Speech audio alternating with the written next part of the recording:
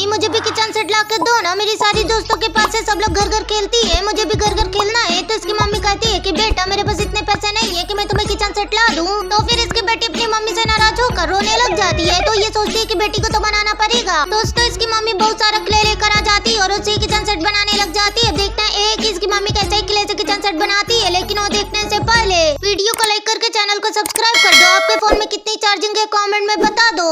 दोस्तों इसकी मम्मी बहुत ही सुंदर क्ले से किचन सेट बना दी थी। इसकी बेटी खुश हो जाती है।